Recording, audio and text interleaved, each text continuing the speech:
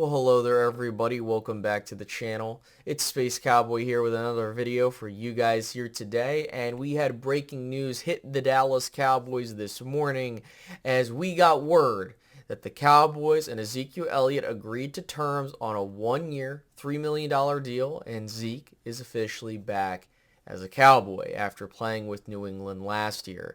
And last year wasn't great for him. In fact, that entire Patriots offense was complete trash.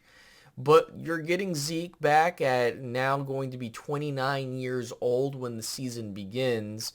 And it's a one-year deal. It's not like it's going to hurt you so much. But now with Ezekiel Elliott back in the fold for the Dallas Cowboys, your running back room consists of the following. You have Rico Dowdle on a one-year deal. You have Malik Davis on a one-year deal because of him being a restricted free agent. You have Deuce Vaughn still on his rookie scale contract, which is 3 more years to go. You have Snoop Connor, and then you have Ezekiel Elliott, one-year deals, and then Hunter Lipke as a restricted free agent because he was undrafted. So when you look at how the Dallas Cowboys are handling things, this running back room can look drastically different in 2025. But when you look at how Mike McCarthy typically approached his running back rooms, this is usually the go-to thing that he does is puts minimal resources into the room and just uses a committee to get production. Now, I was in favor of the Cowboys drafting a running back depending on who was available and would it be worthy of a selection, and I think what really hurt the Cowboys was not having that 4th round pick. They want to tout that, oh, we used that 4th round pick on Trey Lance so he counts for the draft class, which is an excuse they use all the time. But the thing is that with them not having that 4th round pick, I do believe if they were able to acquire a 4th round selection, I think they would have taken a running back this year. But who knows? So now we got to talk about what does Zeke coming back mean for this team. And I don't think it means a whole lot in the sense of how they're going to handle things offensively.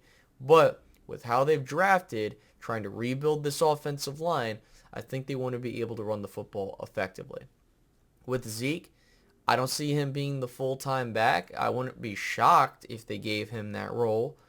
But if I'm the Dallas Cowboys, we kind of saw where his career was going. Now, do I think that he's a completely useless running back and this was a pointless signing? No, not necessarily. I don't think that he's your primary running back or bell cow guy anymore. I think he's lost the ability to do that. And since he's turning 29, it's only going to get worse from here.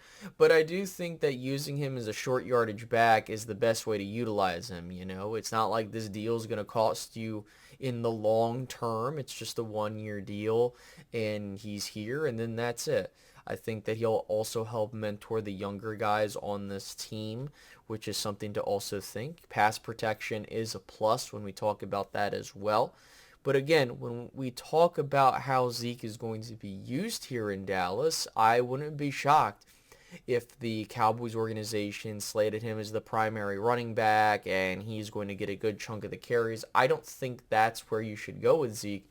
I think Zeke should be primarily used, and also keep your honest hand. Don't bring him out for short yardage and make yourself look predictable. But 3rd and 1s, 4th and 1s, goal line to go type of situations, that's where I think Zeke is going to be used primarily. The Cowboys probably saw what happened last year with their struggles of converting in goal line situations and think, hey, maybe Zeke can help remedy that. But another thing that people mention is, will Zeke even make the team? I think he's going to make the team. You look at the rest of the running back room, I wouldn't be shocked if it's like Rico Dowdle, Malik Davis, Zeke, and then Hunter Lipke, the fullback, and then everybody else goes on the practice squad. I think that if you're a guy like Deuce Vaughn, then you need to really show up and show out, or you're not going to be here. But the other part of it is the unseriousness of the franchise, which is something I wanted to hark on at the very end of the conversation, because to me, with the running back position, them looking at how they're handling it, they think that they solved the situation at running back, which in reality they didn't. They just put a Band-Aid on an open wound and hoping that they can address it later. Now, when I say that, I don't mean they needed to force a pick at running back this year.